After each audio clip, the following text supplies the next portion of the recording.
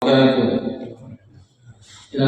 لله نحمده ونستعينه ونستغفره ونعوذ بالله من شرور انفسنا ومن سيئات اعمالنا من يهد الله فلا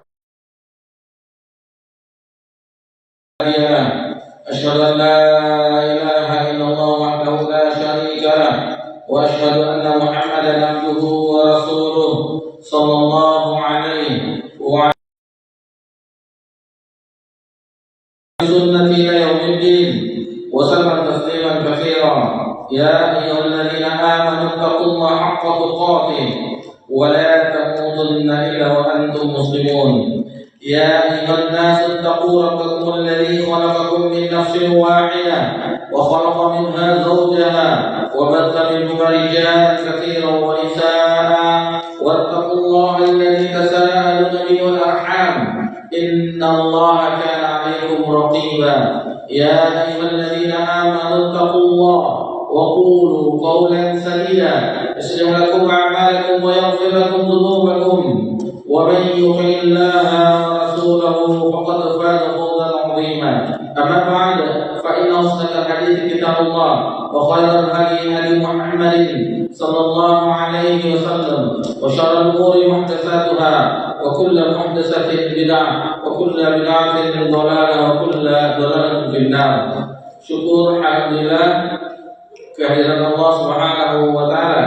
Salawat dan salam kepada kita tercinta Nabi Muhammad sallallahu alaihi wasallam. Alhamdulillah di malam ini kita telah memasuki 12 Sya'ban 1447 Hijriah, 30 Januari 2026 Masehi. Alhamdulillah kita di pertemuan sebelumnya telah menyelesaikan di antara bagian bab 3. Jadi bab 3 itu keadaan hati dan macam-macamnya itu terdiri dari 4 pembahasan. Macam-macam hati, hati yang sehat, hati yang mati, dan hati yang sakit. Dan alhamdulillah telah kita pelajari. Kemudian di pekan yang lalu kita telah selesaikan poin B, pintu masuk setan ke dalam hati manusia. Ini diantaranya pintu masuk setan ke dalam hati manusia, yaitu marah, hawa nafsu, hasad, dengki, iri hati, tamak, kemudian berlebihan dalam makan, yang keenam terburu-buru dan kurang teliti dalam segala perkara atau urusan, yang ketujuh bakhil, yang kedelapan takut miskin, yang kesembilan fanatik pada mazhab, dendam kepada seteru dan memandang rendah terhadapnya, yang ke-10 suudzon, buruk sangka kepada orang lain. Alhamdulillah itu telah kita selesaikan di pertemuan sebelumnya, dan insyaallah di malam ini, dan mohon maaf afwan jiddan terlambat, rencana berangkat ke sini daripada di jalan susah sholat dulu. Kata orang agak susah perjalanan ke sini. Alhamdulillah dari Padang ke sini biasanya di letter debu agak lama, agak macet, mutar di Babu Salam agak lama. Alhamdulillah yang penting datang. Kalau tidak ada kabarnya waktu banjir 2 bulan yang lalu, sebulan yang lalu kita tetap kajian pada Isya. Di sini sudah seperti sungai. Insyaallah kalau tidak ada halangan kita insyaallah ngaji, mungkin terlambat ini. Kata Allah, masyaallah. Alhamdulillah kita diperjumpakan di tempat yang mulia ini untuk melanjutkan pembahasan ini. Dan target kita di malam ini bab ketiga ini di poin yang C dan D, insyaallah kita selesaikan di malam ini.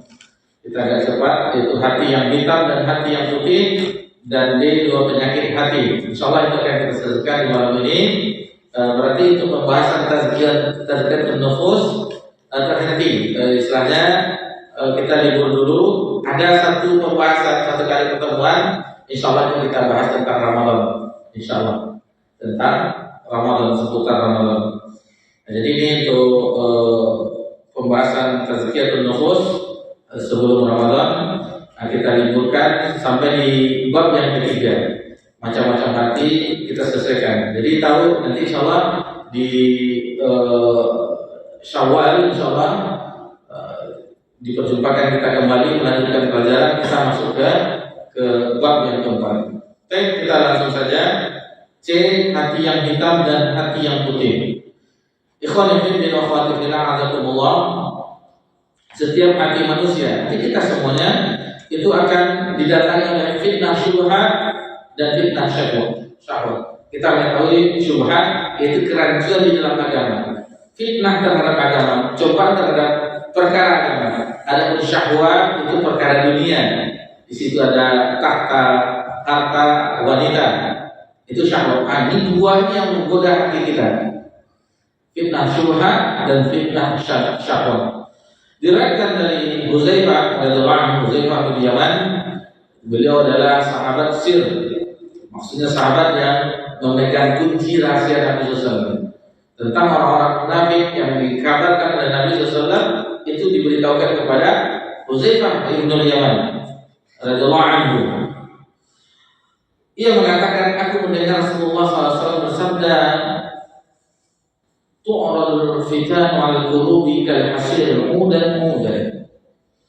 Fitnah membentang atau menempel dalam lubuk hati manusia sedikit demi sedikit bagaikan tenunan sehelai tikar.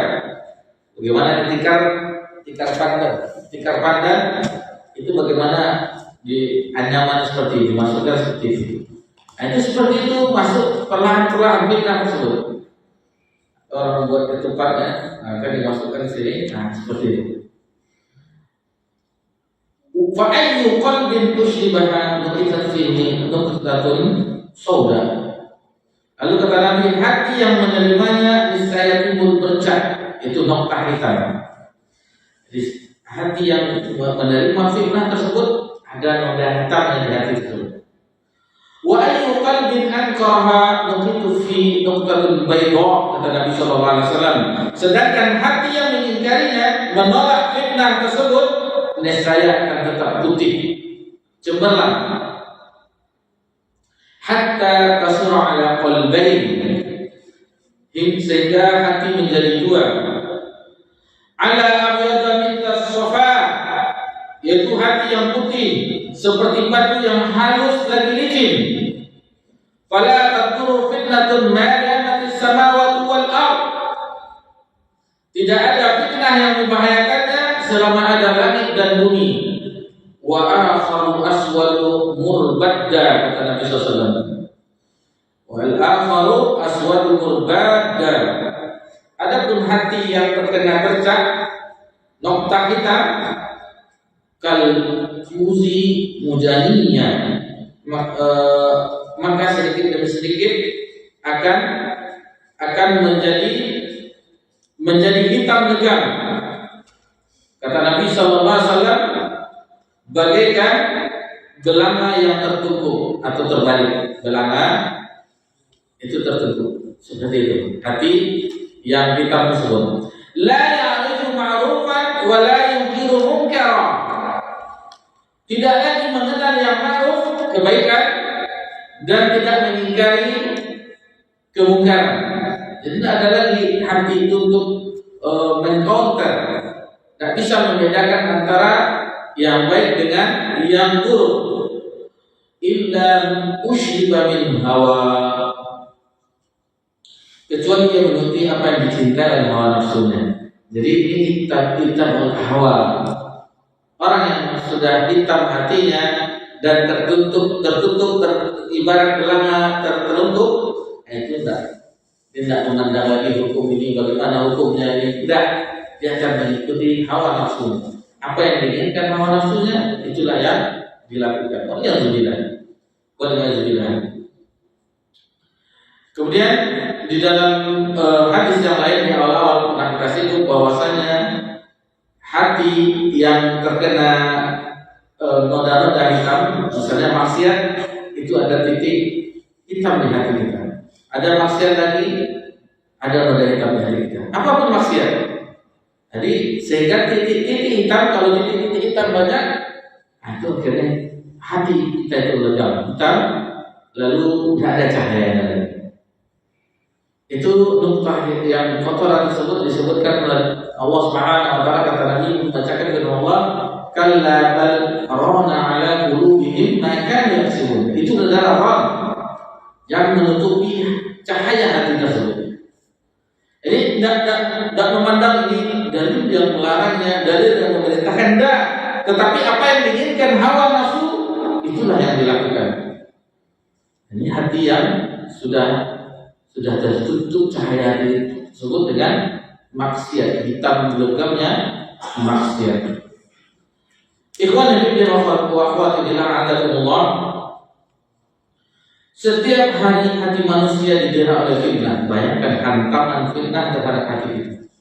Mata kita, handphone yang kita gunakan itu sangatlah berbahaya. Sangat berbahaya, kita katakan sangat berbahaya karena kita juga memilikinya.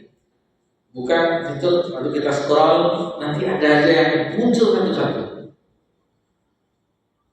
Nah, itu bahaya. Bahaya. Kalau dilewatkan tidak apa-apa, kadang-kadang lama pula. Ini bahaya ya. Dan bagaimana kita hidup di zaman ini dirusak. Kenapa kita katakan rusak? Setiap memori-memori yang kita lihat itu dia akan merusak kita. Otak kita dirusaknya, itu yang terpikir. Nah, jadi itu yang mewarnai keinginan kita. Berbeda mereka para sahabat radhiyallahu anhum ajmain. Kenapa mereka cerdas? Kenapa mereka mudah menerima kebenaran sebagiannya walaupun kafir Quraisy ada yang menolaknya? Kita katakan sahabat, karena tidak ada yang merusak apa yang dilihatnya. Tidak ada, dia tidak melihat, tidak ada mengenal YouTube, tidak ada mengenal TikTok, jadi tidak rusak hatinya itu dengan pandangannya. Nah, seandainya pernah kita sebutkan Imam Syafi'i rahimahullah taala ketika mengeluhkan hafalannya kepada gurunya Waqi' Ibnu Jarrah rahimahullah taala, dikeluhkannya bagaimana hafalannya. Lalu kata Waqi', ilmu itu kan nur, ibarat cahaya, dan cahaya itu akan terhalangi dengan maksiat. Imam Syafi'i rahimahullah taala di zamannya mengeluhkan gurunya hafalan. Kita mengetahui bagaimana hafalan Imam Syafi'i. Di masa kanak-kanak sudah hafal Al-Quran Al-Karim. Hanya satu malam menghafal Muwatta'nya Imam Malik. Sehingga kagum Imam Malik melihat kemampuan Imam Syafi'i. Yang mana orang susah untuk menjadi murid Imam Malik dan Imam Syafi'i karena dilihatnya ketajamannya, kepintarannya, maka salah satu diangkat jadi muridnya. Alhamdulillah. Ketika itu teringatkan oleh Imam Syafi'i dosa yang dilakukannya. Itu tidak sengaja melihat betis wanita yang pakaiannya diterbangkan oleh angin. Nah, jadi tersingkap atau di sepeda motor ada orang duduk miring kan, diterbangkan oleh angin. Lalu nampaklah bagian lututnya. Nah, ini nampak betisnya oleh Imam Syafi'i. Guru hafalannya. Coba kita bayangkan seandainya Imam Syafi'i hidup di zaman ini, mungkin seperti kita juga. Rusak. Kenapa kita susah menghafal? Karena maksiat besar di dalam hati kita. Ini kadang apalagi di usia bapak-bapak kita mungkin pernah coba menghafal ayat Allah. Sekarang dapat ayat ini, besok lupa yang ini, dikejar yang ini, lupa yang ini. Itu makanya bagi yang masih ananda kita ya, nah, mereka kan masih sedikit dosa mereka. Itu kalau menghafal dari masa-masa belia tersebut maka mudah, tetapi harus diarahkan karena mereka kalau tidak murojaah juga sama juga akan hilang juga. Baik, sudah ada. Baik, kita dengarkan kepada azan Isya. Insyaallah setelah itu akan kita lanjutkan pembahasan berikutnya. Pardon.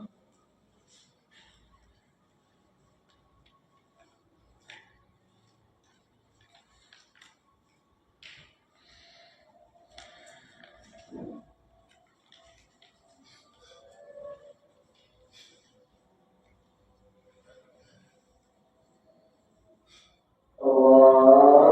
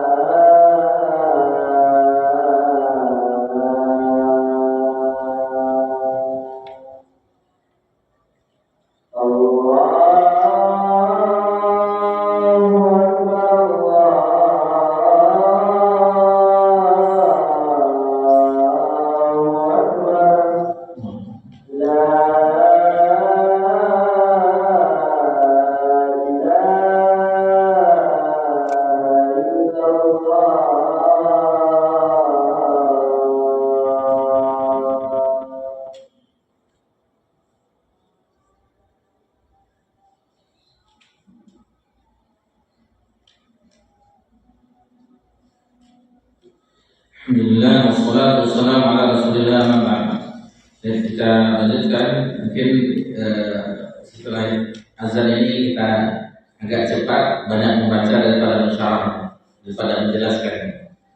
Kalau khawatirnya agak lambat kita nanti isya. Baik, kita lanjutkan.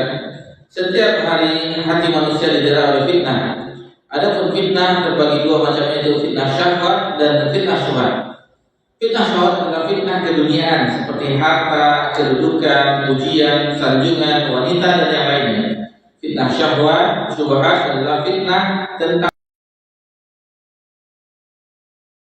pemikiran yang menyimpang. Penyakit syahwat dijelaskan dengan ayat dan hadis. Allah Subhanahu wa taala berfirman, "Zuina lin-nasi hubbu syahwati minan nisa." Dijadikan terasa indah dalam pandangan manusia cinta terhadap apa yang diinginkan. Yang pertama itu berupa perempuan-perempuan, nisa, wal banin, anak-anak, wal qanatir, harta benda yang bertumpuk, al muqantarati minadh dhahabi wal fiddah, dalam bentuk emas dan perak. Kemudian wal khayl, kuda pilihan, al musawmatil wal an'ami wal harth, kemudian hewan ternak dan sawah ladang. Dzalika mata'ul hayatid dunya. Itulah kesenangan hidup di dunia. Wallahu 'indahu husnul ma'ab. Dan di sisi Allah tempat kembali yang baik. Dalam surah Al-Imran ayat 14. Berdasarkan keterangan di atas, penyakit hati dapat dibedakan menjadi penyakit syahwat dan penyakit syubhat. Itu adalah penyakit. Jadi karena fitnah tersebut jadi penyakit dia di dalam hati. Penyakit tadi fitnah, syubhat dan syahwat kalau bersarang di dalam hati menjadi penyakit. Penyakit syubhat dan penyakit syahwat. Penyakit syahwat dapat dijelaskan oleh firman Allah Subhanahu wa taala dalam surah Al-Ahzab ayat 32, ya nisa'an nabi lastunna ka'ahadin minan nisa. Wahai istri-istri Nabi, kamu tidak seperti perempuan-perempuan yang lain jika kamu bertakwa. Ini tafaitun, jika kamu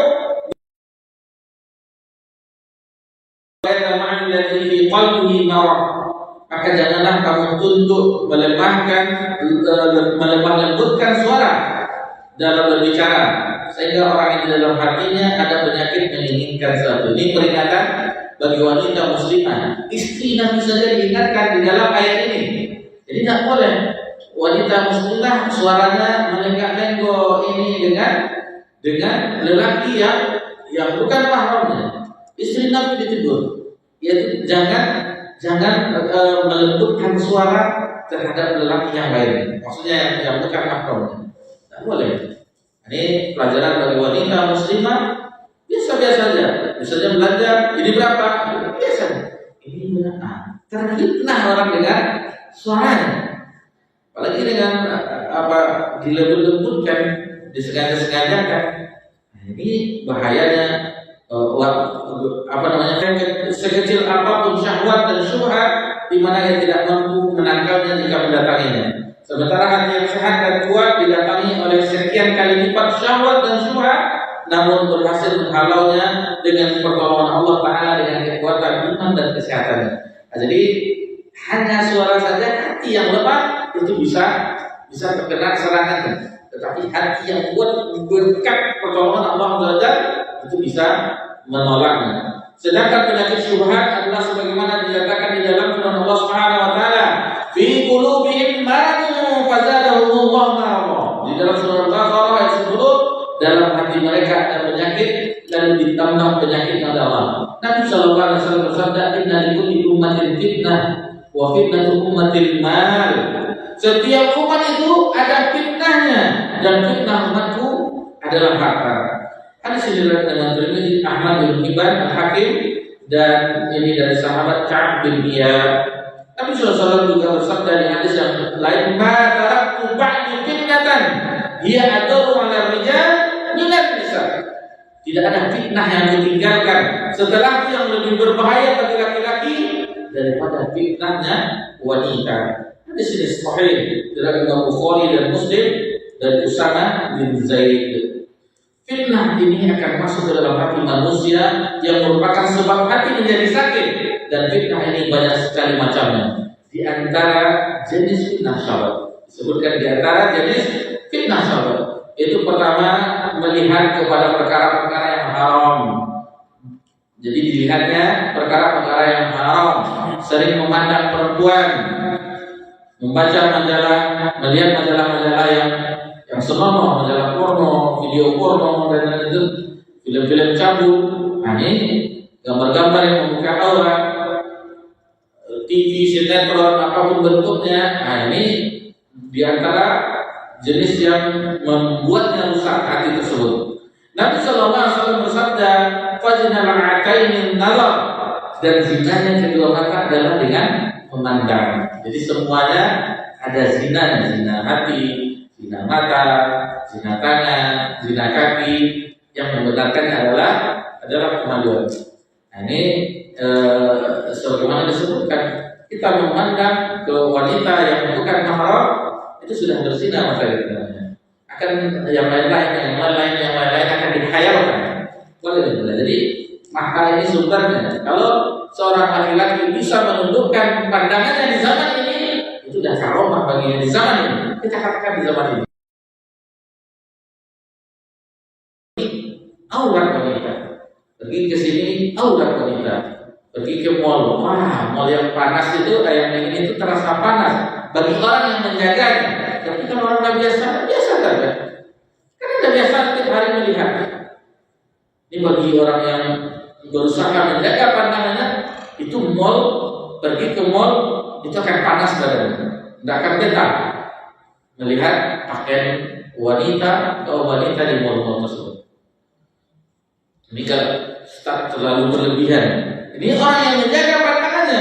Kalau orang udah biasa, lebih dari itu dan dilihatnya dan biasa.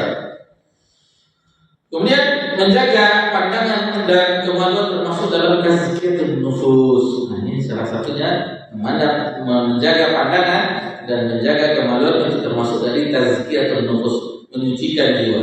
Allah Subhanahu wa taala berfirman dalam surah An-Nur ayat 30, "Qulil mu'minina yaghuddu min absarihim wa yahfazu furujahum." Allah Subhanahu wa taala menyebutkan, katakanlah kepada laki-laki yang beriman agar mereka menjaga pandangannya dan memelihara kemaluannya. Dzalika azka lahum. Yang demikian itu lebih suci bagi mereka. Innallaha khabirum bima yasnaun. Sungguh Allah Maha mengetahui apa yang mereka perbuat. Nah, ini ayat ini bukan untuk laki-laki saja. Di ayat berikutnya dikatakan untuk mukminah. Jadi mukminah juga menundukkan pandangannya.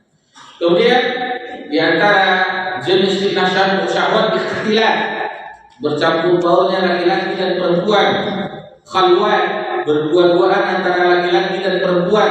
Karena yang ketiganya syaitan, Orang yang berkhalwat, yang ketiganya adalah syaitan. Kemudian pacaran, mabuk kasmaran dan sebagainya. Siapa yang Ustaz kita nih? Apa? Udah nikah?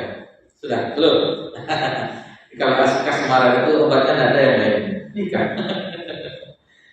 Kalau seandainya ada kasmaran itu lebih menjaga pandangan dan jadi salah satu obat nikah itu akan bisa menjaga pandangan dan kemaluan. Jadi bahaya. Jadi mudah-mudahan yang belum Allah segerakan berdoa kepada Allah, maka mintakan yang tentunya yang akan menjaga kebaikan kita di dunia dan di akhirat, tentunya yang solehah ya. Sebelum mendapatkan yang solehah, kita jadi soleh dulu. Nah, yang baik-baik itu untuk baik-baik dan yang habis itu untuk habisan. Yang buruk-buruk itu yang buruk. Kemudian bersentuhan antara laki-laki dan perempuan atau berjabat tangan antara laki-laki dan perempuan yang bukan mahram dan sebagainya. Kemudian zina, kumpul kebo, nikah mut'ah adalah Syiah ya, dan sebagainya. Nikah mut'ah sama dengan zina, tetapi bagi mereka itu ibadah. Itu ibadah. Nikah kontrak namanya. Nah, itu mut'ah, dan sangat buruknya mut'ah itu terkadang waliyahzubillah ternyata wanita yang dimut'ahnya itu adalah anak biologisnya. Itu di Iran. Nah, bagi mereka itu ibadah, tetapi ini aneh. Masa zina itu ibadah? Waliyahzubillah. Itu makanya Syiah Rafidhah itu bukan dari Islam.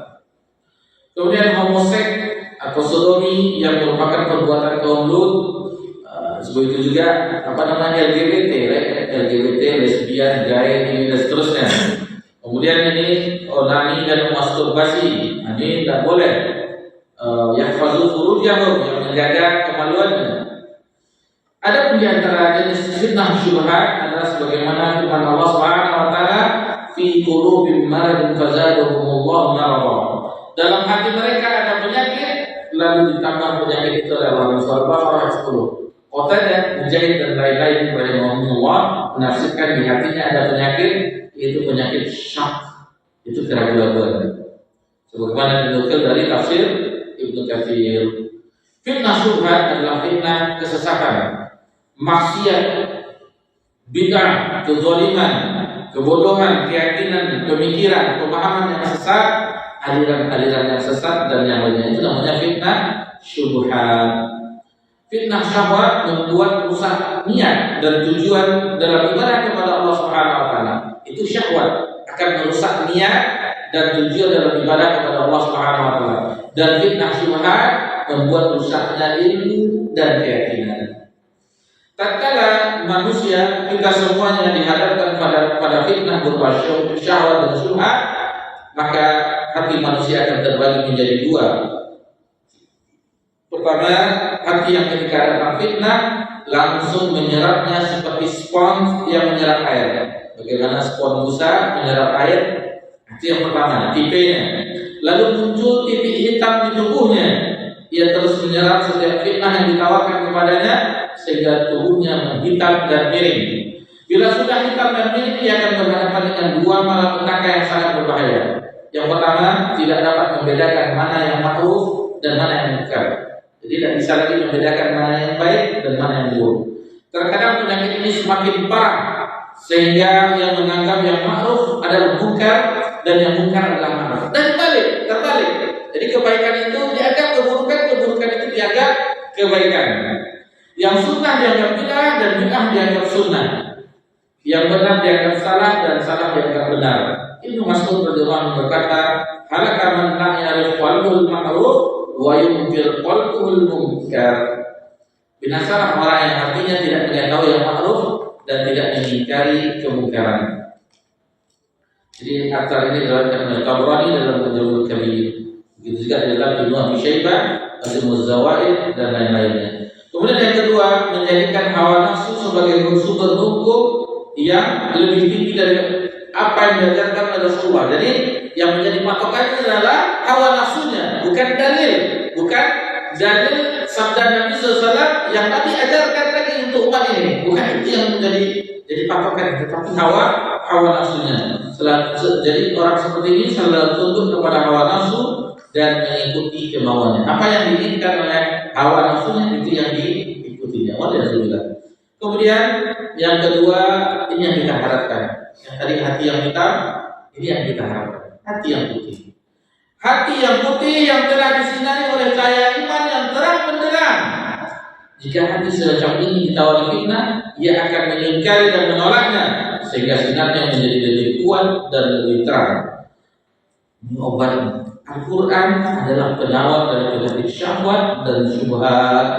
Bagaimana kasih sayang Allah Subhanahu wa taala, Allah turunkan obat untuk penyakit hati. Itu firman-Nya. Kalamullah, Al-Quran.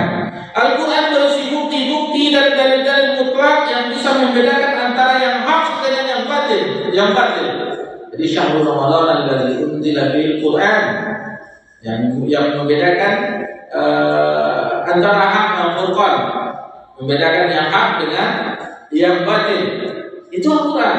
Sehingga penyakit-penyakit syubhat yang merusak ilmu, keyakinan dan pemahaman bisa hilang karena seseorang bisa melihat segala sesuatu sesuai dengan dalil dari Al-Quran dan As-Sunnah dengan pemahaman yang benar. Ada beberapa majelis yang kami di majelis tersebut, dan sekarang alhamdulillah Allah mudahkan di Jalan Riau, Jalan Kayu Manis di daerah Tampan Jalan Riau Ranges itu, alhamdulillah kami buka kajian tafsir. Dua tafsir ini kafir, ringkasan dari tafsir ini kafir. Sebelum memulai kami menanyakan kepada ikhwah yang hadir, adakah di antara kita yang pernah menamatkan membaca tafsir Al-Quran? Tidak ada satu pun yang mengangkat. Ada yang mengangkat tangan. Coba kita tanya di masjid Akbar. Bapak-bapak kita ada yang pernah menamatkan tafsir dari mulai Al-Fatihah sampai An-Nas? Pak Imam enggak? Pak Imam tamat? Nah, jadi bagaimana kita akan menjadikan Al-Quran itu pedoman dalam kehidupan kita? Tadabbur, afala yatadabbarun Al-Quran. Allah yang mengingatkan kita.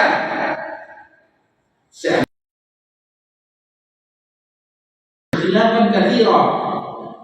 Kamu akan mendapati perselisihan yang banyak. Itu dalam surah Nisa. Di ayat yang lain dalam surah Muhammad.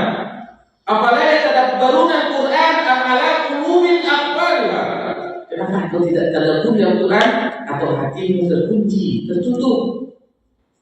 Ini momen Ramadan, ini momen Al-Quran. Sebagaimana di kajian yang terakhir di bulan Sya'ban, Amr bin Qais dan ulama terdahulu mengatakan bahwasanya Sya'ban syahrul Qur'an.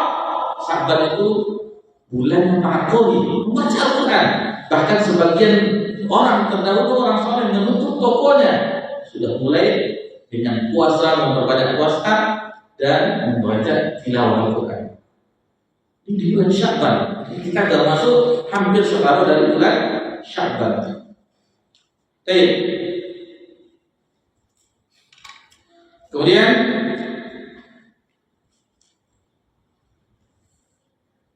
seseorang yang bisa Sebab Al-Quran itu di sini disebutkan, sebab Al-Quran berisi bukti-bukti dan dalil mutlak yang bisa membedakan antara hak dan batil, sehingga penyakit-penyakit syubhat yang merusak ilmu, keyakinan dan pemahaman bisa hilang, karena seseorang bisa melihat segala sesuatu sesuai dengan dalil Al-Quran dan As-Sunnah dengan pemahaman yang benar. Kemudian Al-Quran juga dapat mengobati penyakit syahwat. Selain penyakit syubhat, Al-Quran juga mengobati penyakit syahwat. Kedua, penyakit hati, karena di dalamnya terdapat hikmah dan petuah yang baik melalui targhib. Targhib itu motivasi, anjuran atau targhib, peringatan untuk bersikap zuhud terhadap dunia dan mengutamakan akhirat.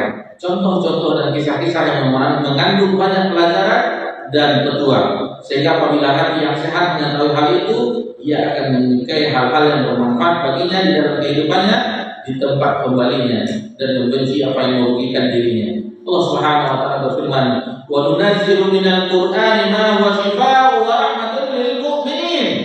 Dan kami turunkan Al-Quran sesuatu yang menjadi penawar dan rahmat bagi orang-orang yang beriman. Wa la yaziduz zalimina illa khasara. Sedangkan bagi orang yang zalim, Al-Quran itu hanya akan menambah kerugian. Dalam surah Al-Isra ayat 22.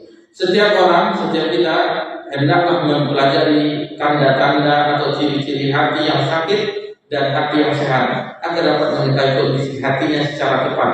Bila hatinya sakit, dia akan berusaha mengobatinya dengan Al-Quran dan As-Sunnah menurut pemahaman salaful ummah, serta senantiasa menjaga kesehatannya. Mudah-mudahan dia meninggal dengan meninggal dunia dengan hati yang sehat. Sedangkan apabila hatinya mati, hendaknya menyadari bahwa Allah Subhanahu wa taala dapat menghidupkan apa saja yang mati. Allah Subhanahu wa taala berfirman, "Ya'lamu anna Allah yuhyil arda ba'da mautiha." Ketahuilah olehmu bahwa sesungguhnya Allah menghidupkan bumi sesudah matinya. Qad bayyana lakumul ayati la'allakum ta'qilun. Sesungguhnya kami telah menjelaskan kepadamu ayat-ayat atau tanda-tanda agar kamu mengerti. Dalam surat Al-Hadid ayat 17. Tinggal satu dari pembahasan kita di bab yang ketiga, poin B, 2 penyakit hati. Kita sedikit lagi. Ya, lama pula memang kita dulu. Tadi kami terlambat. Jadi agak lambat juga selesai. Penyakit hati itu ada 2 macam. Yang pertama, orang bersangkutan seketika itu tidak merasakan sakit apa-apa, dan inilah jenis terdahulu seperti penyakit kejahilan, penyakit syubhat, dan keraguan-keraguan serta penyakit syahwat. Penyakit hati ini adalah jenis penyakit yang paling besar, tetapi karena hati telah rusak, maka ia tidak merasakan sakit apa-apa. Sebab mabuk kebodohan dan hawa nafsu telah menghalanginya dari mengetahui penyakit. Jika tidak, tentu ia akan merasakannya karena penyakit itu ada pada dirinya. Tetapi ia tidak memedulikannya karena sibuk dengan hal lain yang tidak ada sangkut pautnya dengan masalah yang dia hadapi. Ini jenis penyakit hati yang paling berbahaya dan paling sulit. Yang bisa melakukan pengobatannya hanyalah para rasul dan pengikutnya. Mereka dokter-dokter dari jenis penyakit ini. Ini yang mengobatinya adalah para rasul dan pengikutnya. Ini orang yang sakit hatinya tapi menyadari sakit hatinya itu sudah bersarang penyakit tersebut. Ini kalau istilah kankernya ada stadium 4. Stadium 4. Nunggu hari saja lagi dokter. Tapi ini masalahnya bukan penyakit jasad tetapi hati. Dan bisa lagi menerima kebenaran. Bahkan ketika orang jahiliyah, Rasul pun Nabi Muhammad SAW diutus, ditolak oleh mereka. Kaum terdahulu diutus Rasul kepada mereka menolaknya. Yang kedua, penyakit hati yang menimbulkan sakit seketika seperti sedih, gundah, resah, dan marah. Penyakit ini terkadang bisa hilang dengan obat-obat alamiah, seperti dengan menghilangkan sebab-sebabnya, atau mengobatinya dengan sesuatu yang berlawanan dengan sebab-sebab yang dimaksud, atau dengan sesuatu yang bisa menyehatkannya. Golongan yang pertama dari hati yang sakit adalah seperti halnya orang-orang yang jahil tentang agama, namun dia tidak mau belajar. Sudah jahil, tidak mau belajar lagi. Bahkan dia merasa dirinya pintar. La haula wala quwwata illa billah. Merasa dirinya pintar. Merasa diri. Tadi saja kita sebutkan kan, ada pertanyaan, siapa yang telah mengamalkan tafsir dari Al-Fatihah sampai surah ke-14? Tidak ada. Lalu bagaimana ilmu kita? Itu Mujahid dengan berguru dengan gurunya, murid-murid Ibnu Abbas itu sampai 3 kali, 4 kali. Itu bagaimana dia mendengar tafsiran dari Ibnu Abbas. Berkali-kali, bukan sekali saja, enggak, tetapi ada 3 kali, ada ini. Kita 1 kali saja belum lagi. Kemana umur kita? Kemana saja kita pergi? Apakah Al-Quran ini sudah tidak penting lagi bagi kehidupan kita? Ini kita ilmu Al-Quran dan tafsir. Ini tantangan ini. Apa saja dipelajari? Tafsir-tafsir yang diajarkan. Yang pertama yang paling bagus tafsir apa kata dosen? Al-Utsaimin. Kok Al-Utsaimin? Tafsir kalau untuk pelajaran yang pertama kali bagus jadi juz 30. Yang maksud secara umum? Secara umum nggak ada disebutkan. Masa nggak disebutkan? Nggak disebutkan. Ingatkan dosennya. Tafsir yang diajukan oleh ulama itu yang pertama itu adalah tafsir Jami'ul Bayan Kitabul Quran. Tafsir At-Tabari. Oh, kalau kami pakai Qurtubi ya. Qurtubi? Iya, tafsir Qurtubi. Kalau Qurtubi itu masalah hukum. Nah. Kalau At-Tabari itu bil maksud. Oh. Dan itulah yang ditulis oleh tafsir Al-Quran Al-Azim, tafsir Al-Kafi. Ini mau sedikit nanti. Harus tahu kita tafsir dulu ya, demikian. Dari tafsir Qurtubi dan yang lainnya sampai yang ke bawah dari zaman ini bil makna. Tafsir bil makna yaitu tafsir Karimur Rahman, tafsir Kalamul Manan. Itu bil makna. Ini alhamdulillah ya, itu bil makna. Ayat insyaallah. Masya Allah, baru semester bulan. Baik, bapak-bapak ibu yang semoga berkahi dan dirahmati oleh Allah Subhanahu Wa Taala. Ini yang merasa pintar tadi ya, tidak tahu dia tentang keadaannya. Atau seperti orang yang tidak mengetahui cara beragama yang benar dan tidak mengetahui cara beribadah yang benar, namun dia tidak mau belajar. Padahal Nabi SAW telah bersabda, "Alam yakun shifaul 'ain su'al." Bukankah obat kejahilan, kebodohan itu adalah dengan bertanya? Kemudian kebodohan atau kejahilan adalah penyakit berbahaya yang merusak agama, merusak darah dan kehormatan. Bahkan pokok dari setiap kerusakan dengan sebab kejahilan ini. Golongan seperti ini banyak sekali jumlahnya, banyak sekali. Sebab seseorang merasa dirinya sehat, padahal di dalam hatinya ada penyakit yang berbahaya bagi dunia dan akhiratnya. Dan yang mengetahui bahwa seseorang itu sedang terjangkit penyakit hati adalah para ulama. Termasuk juga bagian dari golongan ini adalah orang-orang yang sombong. Rasulullah SAW bersabda, "Al-kibru batarul haqq wa ghamtun nas."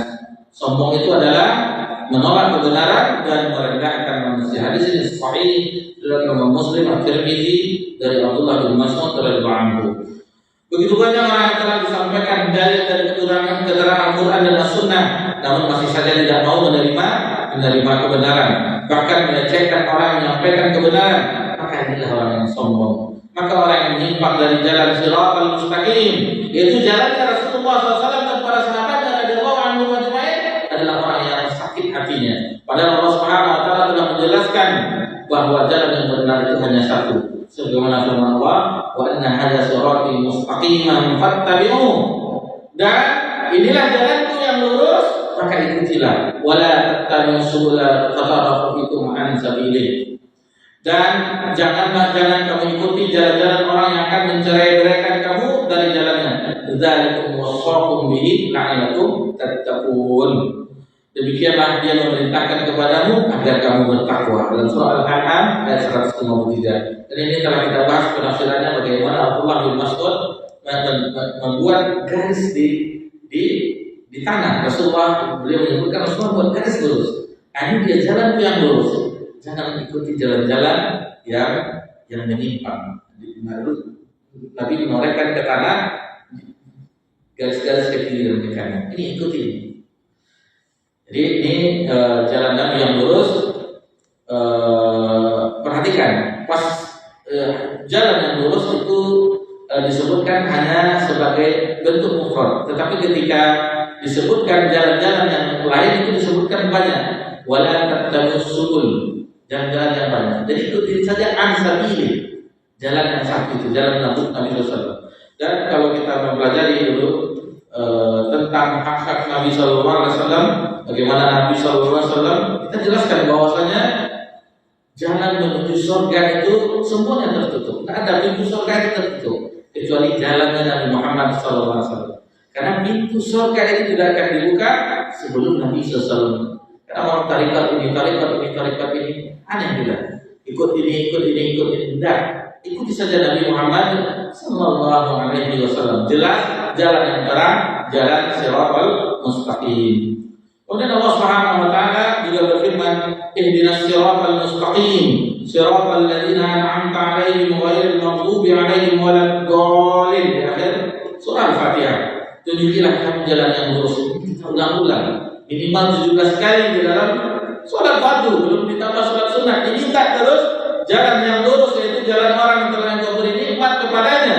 Siapa mereka? Minan nabiyyin wasiddiqin wasyuhada wassalih. Itu orang-orang yang telah diberi nikmat, para nabi, para siddiqin, para orang mati syahid dan orang saleh. Bukan jalan mereka yang dimurkai. Maghdub adalah Yahud, sebagaimana dijelaskan oleh tafsir, adalah kemudian dol, orang yang sesat adalah jalan orang Nasrani. Di jalan orang yang telah diberi nikmat oleh Allah adalah jalannya para nabi dan rasul alaihi wassalatu wassalam, juga jalannya Rasulullah SAW dan para sahabatnya radhiyallahu anhum ajma'in. Inilah satu-satunya jalan yang selamat. Namun begitu banyak orang yang enggan mengikuti jalan yang lurus dikarenakan subhat yang ada di dalam hati dan kepalanya. Maka mereka lah orang-orang yang sakit, seperti orang yang terjerumus dalam kesyirikan, pelaku bid'ah, pelaku maksiat dan sebagainya. Orang yang ada penyakit dalam hatinya akan selalu merasa ragu atas setiap kebenaran yang disampaikan kepadanya. Oleh karena itu, di antara doa yang selalu dipanjatkan oleh Rasulullah SAW, juga para sahabatnya telah memohon kepada Allah Azza wa Jalla agar ditetapkan di atas agama yang hak. Ya muqallibal qulub, tsabbit qalbi ala dinik. Wahai Rabb yang membolak-balikkan hati, teguhkanlah hatiku pada agamamu. Sahabat Abdullah bin Mas'ud berdoa, Allahumma zidna imana wa yaqina wa fiqha. Ya Allah, tambahkanlah kepada kami keimanan, keyakinan dan pemahaman yang benar. Dan orang yang berpenyakit dalam hatinya akan selalu senang mengikuti syahwat dan hawa nafsunya, seperti cinta harta, wanita, kedudukan, pujian dan sebagainya. Begitu banyak orang seperti ini yang tidak dari penyakit hati, yaitu penyakit hati orangnya dapat merasakan sakitnya. Jadi yang pertama tadi ada yang bisa merasakan, ada yang tidak. Ini yang kedua, dia bisa merasakan. Penyakit-penyakit ini lebih mudah untuk diobati daripada hati yang menjadi sakit hati yang pertama. Dia sakit hatinya tapi dia tidak mengetahui hatinya sedang sakit. Sebab penyakit hati yang sakit ini dapat merasakan bahwa hatinya merasa sakit. Adapun golongan pertama tadi tidak merasakan bahwa hatinya sedang sakit. Rasulullah SAW telah mengajarkan berbagai doa untuk menghilangkan kesedihan dalam hati. Di antaranya doa yang diajarkan oleh Rasulullah adalah, jadi Rasulullah SAW mengajarkan doa Allah Rabbi la usyriku bi syai'a. Allah adalah Rabbku, aku tidak menyekutukannya dengan sesuatu apapun. Ini di dalam surah Nabi Daud yang membaca, dan dari Asma binti Umayyah radhiyallahu anha, atau membaca la ilaha illallahul azimul halim, la ilaha illallah rabbul arsyil azim, la ilaha illallah rabbus samawati wa rabbul ardi wa rabbul arsyil karim. Tidak ada ilah yang berhak ibadahi dengan benar selain Allah yang Maha Agung lagi Maha Penyantun. Tidak ada ilah yang berhak ibadahi dengan benar selain Allah, Rabb pemilik arsy yang agung. Tidak ada ilah yang berhak ibadahi dengan benar selain Allah, Rabb langit dan Rabb bumi serta Rabb pemilik arsy yang mulia. Dua macam hati yang sakit telah dijelaskan pada pembahasan tadi, tetap dapat diobati, yaitu dengan kembali kepada Al-Quran dan As-Sunnah. Sebab Allah Subhanahu wa taala berfirman, ya ayyuhan nas, wahai manusia, qad ja'akum mau'izatun min rabbikum, telah datang kepadamu pelajaran yaitu Al-Quran dari Rabbmu, wa syifaa'un lima fis sudur, sebagai penyembuh penyakit yang ada dalam dada, wa huda wa rahmatul lil mu'minin, sebagai petunjuk serta rahmat bagi orang yang beriman. Dalam surah Yunus ayat 57. Di ayat yang lain dalam surah Isra tadi juga kita sebutkan, ada dinukilkan juga, ulang lagi di sini, wa nunazzilu minal qur'ani ma huwa shifaa'un wa rahmatul lil mu'minin. Dan kami turunkan dari Al-Quran sesuatu yang menjadi penawar dan rahmat bagi orang-orang yang beriman. Wala yaziduz zalimina illa khasara. Sedangkan bagi orang yang zalim, Al-Quran itu hanya akan menambah kerugiannya. Sedikit lagi, dengan demikian Al-Quran merupakan penyembuh yang sempurna di antara seluruh obat hati dan obat fisik, sekaligus sebagai obat bagi seluruh penyakit dunia dan akhirat. Tidak setiap orang mampu dan mempunyai kemampuan untuk melakukan penyembuhan dengan Al-Quran. Sama dengan kita mengetahui bahwasanya senjata untuk mengusir jin itu dengan ruqyah, dengan ayat Al-Quran. Tetapi ibarat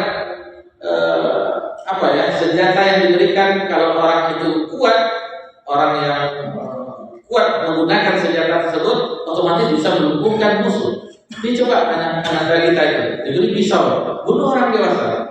Ya yang ditumbangkan kan pisau. Begitu juga yang meruqyahnya itu tidak kuat imannya, tidak bakal lari jin. Ini ada kisah Imam Ahmad bin Hanbal rahimahullah taala, ketika ada orang kerasukan, diminta Imam Ahmad agar meruqyahnya. Kata Imam Ahmad, dipesan oleh Imam Ahmad, beliau tidak datang, tetapi sendalnya saja. Di sendalnya Imam Ahmad dibawa, jinnya kabur. Takut dengan sendal Imam Ahmad bin Hanbal. Beliau diruqyahkan. Ini pada seperti ini. Umar ketika berjalan, Umar bin Khattab radhiyallahu anhu ketika berjalan, lewat setan mencari jalan yang lain. Ini kekuatan iman. Apa yang bisa di pertemuan kita sebelumnya, apa yang bisa melumpuhkan serangan iblis atau setan dalam hati kita? Apa namanya? Kalau zikir ini dan seterusnya, selesai kita zikir, setan iblis itu akan datang lagi menggoda. Apa? Telah disebutkan pertemuan kita yang terakhir. Takwa. Hanya takwa yang bisa membentengi diri agar tidak masuk setan dan iblis menyerang. Itu kekuatan yang besar bagi seorang hamba. Dan kita sebutkan, bayangkan 1 bulan lagi, di bulan yang akan datang, Allah memberikan kita suatu ibadah la'allakum tattaqun, yang akan menjadikan kita hamba yang bertakwa. Selain takwa itu banyak keutamaannya, yang besar adalah yang kita inginkan semuanya. Wa'iddat lil muttaqin, wasari'u ila maghfiratin min rabbikum wa jannatin 'arduha as-samawati wal ardh, wa'iddat lil muttaqin. Kemudian takwa itu tidak bisa diserang oleh iblis. Hati yang bertakwa. Dengan zikir-zikir Ustaz ini, ya kita tidak setiap saat berzikir. Ketika zikir lari, tapi kita tidak berzikir lagi, datang lagi. Allazi yuwaswisu fi sudurin nas, yang memberikan waswas dalam hati waswas. Ketika ibarat orang ngintip dia, lenyap kita, datang dia. Itu iblis. Tetapi kalau takwa itu sudah ada dalam hati kita, itu kekuatan yang besar, nak mampu iblis dan setan untuk meraih kita. Bayangkan, tertarik kita untuk mendapatkan takwa ini, dan insya Allah tidak cukup sebulan lagi ada suatu ibadah yang akan menjadikan kita hamba yang bertakwa. Mintalah agar Allah menyampaikan kita di bulan Ramadan dengan iman dan amal saleh. Baik. Jika pengobatan dan penyembuhan itu dilakukan dengan baik terhadap penyakit dengan dasar kepercayaan dan keimanan, penerimaan yang penuh, keyakinan yang pasti, terpenuhi syarat-syaratnya, maka tidak ada satu penyakit pun yang mampu melawan Al-Quran untuk selamanya. Bagaimana mungkin penyakit-penyakit itu akan menentang dan melawan fitnah-fitnah roh bumi dan langit? Jika firman itu turun ke gunung, maka ia akan memporak-porandakan gunung-gunung tersebut. Itu gunung saja hancur dengan ayat Al-Quran. Oleh karena itu, tidak ada satupun penyakit hati dan penyakit fisik pun melainkan di dalam Al-Quran terdapat jalan penyembuhannya. Sebab kesembuhan serta pencegahan terhadapnya bagi orang yang dikaruniai pemahaman oleh Allah terhadap kitabnya. Dan Allah Azza wa Jalla telah menyebutkan di dalam Al-Quran beberapa penyakit hati dan fisik, juga disertai penyembuhan hati dan juga fisik. Ini bagian terakhir, Al-Allamah Ibnu Qayyim rahimahullah mengungkapkan, "Faman lam yashfil Qur'an", barang siapa yang tidak bisa disembuhkan dengan Al-Quran, fala syafahullah. Berarti Allah telah memberikan kesembuhan, tidak memberikan kesembuhan kepadanya. Jadi, "Faman lam yashfil Qur'an fala syafahullah", barang siapa yang tidak bisa disembuhkan dengan Al-Quran, berarti Allah tidak memberikan kesembuhan kepadanya. Wa man lam yakfihi fala kafahullah. Dan barang siapa tidak dicukupkan dengan Al-Quran, maka Allah tidak memberikan kecukupan kepadanya. Jadi intinya yang bagian terakhir adalah firman Allah, kalam Allah yang membuat kita mulia di dunia dan akhirat. Kita mengetahui tadi kita singgung ayatnya, Syahrul Ramadan allazi unzila fil Qur'an. Hudan linnas, sebagai petunjuk bagi manusia secara umum. Di awal surah Al-Baqarah, zalikal kitabu la raiba fihi hudan lil muttaqin, petunjuk bagi orang yang bertakwa.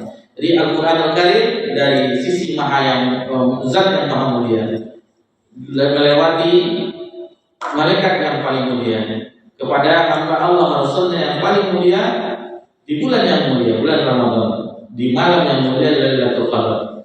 Jadi kalau kita menjadi hamba yang mulia dengan Al-Qur'an Al-Karim, dengan Al-Qur'an Al-Karim. Demikian yang bisa kita pelajari. Alhamdulillah, bab ketiga itu kita selesaikan.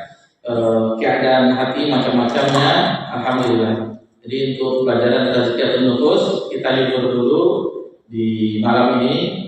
Ada satu kali pertemuan kita, insyaallah kita membahas tentang ilmu mengenai puasa bulan Ramadan. Apa yang ayat dan hadis-hadis mengenai bulan Ramadan. Jadi insyaallah setelah Idul Fitri, insyaallah kita sambung kembali pelajaran kita di tazkiyatun nufus. Wassallallahu ala nabiyyina Muhammad sallallahu alaihi wasallam wa ala alihi washabbihi ajma'in. Alhamdulillah rabbil alamin. Wassalamualaikum warahmatullahi wabarakatuh.